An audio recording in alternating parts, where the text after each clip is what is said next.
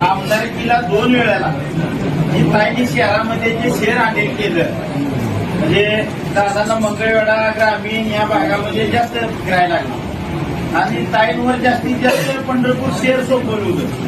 दोन्ही वेळेला त्यांचा भरपूर संपर्क त्या शहरामध्ये आल्यामुळं आता शहरातली इथं कोण जास्त नसतेली माझ्या माहिती पण ग्रामीणच आहे.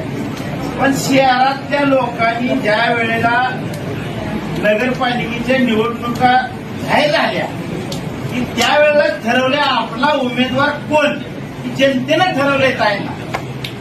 ठीक आहे, आता आपण म्हणतोय असं काही काय फार कौतुक किंवा नवल नाही, पण त्यावेळेला ठरलेला आहे आणि समोर त्या तुलनेचा उमेदवार विरोधकाकडे नाही.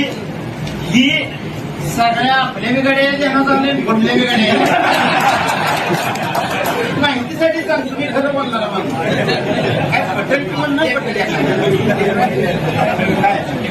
खरी परिस्थिती अशी आहे की खरा एक खोटा आहे बाबा, अशी परिस्थिती आहे. मग आपला उमेदवार जी नगराध्यक्षपदाला जी उभा राहणार आहे ही उमेदवार आपला काय कच्चा नाही. आपला उमेदवार ही आमदारकीच्या लेवलचा बाजूची आपली ही आहे. बरेच वेळा दादाला थांबवून ताईला उभा करा म्हणून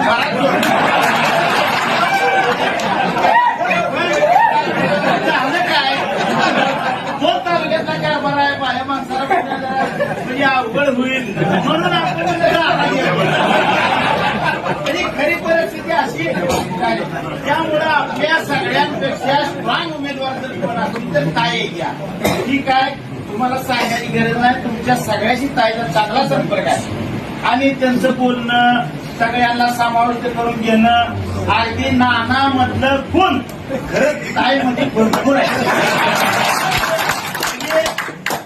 अगदी प्रत्येक माणसाला अगदी तळागाळातल्या सामान्यातल्या सामान्य आपला 3 नंबर फाईटला जरी गडी असला एखादा कार्यकर्ता तरी सुद्धा त्याला बोलणं, त्याला हँडल करणं, त्याला व्यवस्थित सांगणं, समजावणं, फोन घेणं, फोन उचलणं, हे सगळ्या गोष्टी त्यांच्याकडे बऱ्या म्हणजे त्यामुळं मग त्यांचा काय उभी ईडी आहे का त्यांनाच का मग नगराध्यक्ष पदाला उमेदवार दुसरी कोण नाहीती का मग माणसं दुसऱ्या कोण महिला नाहीत्या का.